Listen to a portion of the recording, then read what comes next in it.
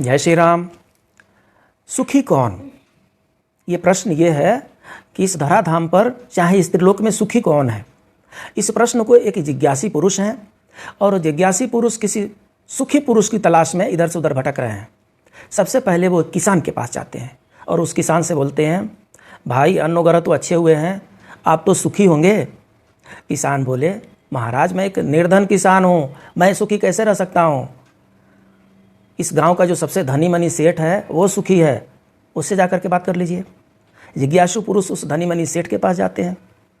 धनी मनी सेठ के पास जाकर के बोलते हैं, आपके पास तो सब कुछ उपलब्ध है, आप तो सुखी हैं। सेठ जी कहते हैं, धन संसाधन तो है, सब ठीक है, परंतु दुखी इस बात से हूँ कि पता नहीं कब कौन कोई लुटेरा आकर के मेरे धन को लूट ले जाए, चुरा ले जाए। सुरक्षा की भावना जो है हमें दुखी करती रहती है, इसलिए मैं सुखी नहीं हूँ। उन्होंने पूछा, फिर सुखी कौन है? उन्होंने कहा, आप राजा के पास जाइए, राजा सुखी हैं। जिज्ञासु व्यक्ति आज्ञा प्राप्त करके राजा के पास चले गए। राजा के पास जाकर के उन्होंने नमन किया और फिर उन्होंने कहा, हे राजन, मैं जानना चाहता हूँ कि इस धरती पे सबसे सुखी व्यक्ति कौन है, और मुझे ज्ञात हुआ है कि आप सुखी व्यक्ति हैं, तो आप बताएं कि आप तो सुखी हैं। धनी व्यक्ति अचानक दुखी हो गए और उन्होंने कहा कि हे महापुरुष, मेरे पास धन दौलत विलासिता किसी चीज़ की कमी नहीं है, परंतु समय की विडंबना तो देखिए, जिसके पास ये सारे संसाधन पड़े हुए हैं वो इनका भोग नहीं कर सकता, क्योंकि डॉक्टरों का कहना है कि मुझे कई बीमारियां हैं और इन बीमारियों के चलते मुझे ये नहीं ग्रहण करना चाहिए, मुझे वो नहीं ग्रहण करना चाहिए, मुझे ये नहीं लाना चाहिए, मुझे वो नहीं। दुनिया भर के परहेज हैं और इतने परहेजों के बीच में भला कौन सुखी रह सकता है। अगर इन परहेजों को मैं न करूं तो मैं बीमार पड़ जाऊंगा और इसीलिए मैं दुखी हूं। जिज्ञासु पुरुष ने कहा, महाराज अगर आप दुखी हैं तो सुखी कौन है? राजा ने कहा, कम से कम इस धरती पे तो आपको सुखी नहीं मिलेंगे। आप ऐसा कीजिए, देवराज इंद्र के पास चले जाइए, शायद वे सुखी हों। जिज्ञासु पुरुष देवराज इंद्र के पास चले जाते हैं। वहाँ जाकर के उनसे पूछते हैं, हे देवराज इंद्र, आपको नमन करता हूँ और आप मेरी जिज्ञासा शांत करें, आप तो सुखी हैं। महाराज इंद्र ने कहा, धन वैभव तो सब कुछ है, देवलोक का राजा हूँ और इंद्र हूँ, ये भी अच्छी बात है, लेकिन मुझे एक चिंता हमेशा सताई रहती है कि पता नहीं कौन भगवान का भजन कीर्तन तपस्या करके और मेरा इंद्रलोक मुझसे मांग ले और मेरा इंद्रलोक मेरे हाथ से निकल जाए, और यही सोच सोच करके मैं दुखी रहता हूँ। जिज्ञासु पुरुष ने कहा, आप इंद्र हैं, अगर आप दुखी हैं फिर कौन सुखी होगा? महाराज इंद्र ने कहा, आप ऐसा करें, इस सृष्टि के रचयिता ब्रह्मा जी हैं और मुझे लगता है कि ब्रह्मा जी सुखी व्यक्ति हैं, आप उनसे जाकर के मिल लीजिए। जिज्ञासु व्यक्ति ब्रह्मा जी के पास गए, नमन विनय किए और उन्होंने कहा, हे सृष्टिकर्ता, आप तो सुखी हैं। ब्रह्मा जी ने कहा, मैं सृष्टि करता हूँ, पूरी सृष्टि का मैंने निर्माण किया है और यहाँ पर जितने जीव हैं, जितने लोग हैं, ये सब मेरे पुत्र हैं, मेरे संतान हैं। और समस्या ये है कि ये मेरे जितने पुत्र हैं, मेरे संतान हैं, ये मेरी कोई बात ही नहीं मानते हैं। और जब पुत्र अवज्ञाकारी हो जाए तो पिता खुश कैसे रह सकता है? इसलिए पुत्रों की समस्या के चलते, पुत्रों के व्यवहार के चलते मैं भी दुखी हूँ। जिज्ञासी पुरुष ने कहा, महाराज फिर सुखी कौन है? उन्होंने कहा, आप ऐसा कीजिए, आप भगवान भोलेनाथ के पास जाइए, वे ही सुखी व्यक्ति हैं। उनके पास ये जिज्ञासी पुरुष हैं, वो चले जाते हैं। जा करके भगवान भोलेनाथ को का चरण स्पर्श करते हैं और उनसे कहते हैं, हे भोलेनाथ, मेरे मन में एक जिज्ञासा है और मैं जानना चाहता हूँ कि सुखी कौन है। तो आप तो त्रिलोक के स्वामी हैं, त्रिलोकीनाथ हैं, तो मेरी जानकारी में तो सबसे सुखी आप ही हैं, तो आप बताएं कि सबसे सुखी आप हैं।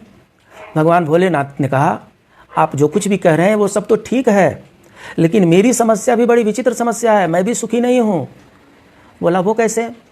बोला, मेरा पुत्र गणेश जब मुझसे मिलने के लिए अपने चूहे की सवारी पर आता है, मूसक की सवारी पर आता है, तो उसके मूसक को देख करके मेरे गले का जो सर्प है उसको मारने के लिए दौड़ता है, और जैसे मेरा सर्प चूहे को मारने के लिए दौड़ता है, चूहा दौड़ करके बिल में घुस जाता है और मेरा गणेश बिना वाहन का हो जाता है। मेरा गणेश दुखी हो जाता है, और जब पुत्र दुखी हो तो पिता कैसे सुखी रह सकता है? इसलिए मैं दुखी हो जाता हूँ।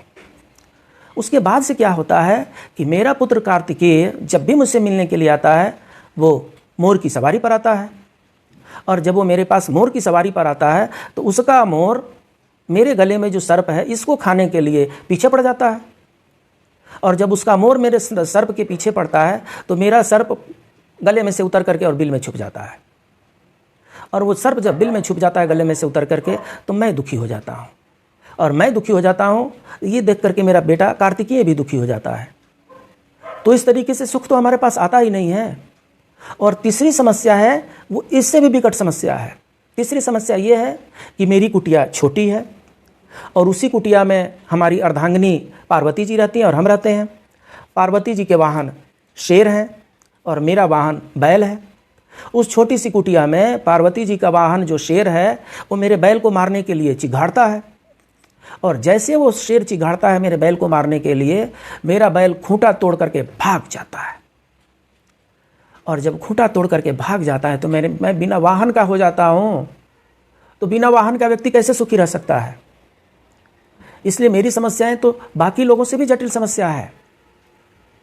मैं कैसे खुशी रह सकता हूँ? इसलिए आप ऐसा कीजिए, मुझे ऐसा लगता है कि भगवान विष्णु के पास आपको जाना चाहिए। आज्ञा प्राप्त करके जिज्ञासु पुरुष भगवान विष्णु के पास चले जाते हैं। भगवान विष्णु के पास जाकर के उनको नमन करते हैं, स्तवन करते हैं, विनय करते हैं, प्रणाम करते हैं और उनसे आग्रह करते हैं, हे प्रभु, मन में एक जिज्ञासा है जिसको लेकर के आए हैं, और आप तो जगत पालन करता है तो आप तो प्रसन्न होंगे ही। तो आप बताएं कि आप सुखी हैं कि नहीं? भगवान ने कहा, मैं जगत का पालन करता हूँ और मैं इस बात को लेकर के दुखी रहता हूँ कि मेरे भक्तों को कोई तकलीफ ना पहुँचा दे, मेरे भक्तों को कोई पीड़ा ना पहुँचाते, और मैं अपनी भक्तों की पीड़ा के चलते पीड़ित रहता हूँ और इसीलिए सुखी मैं भी नहीं हूँ।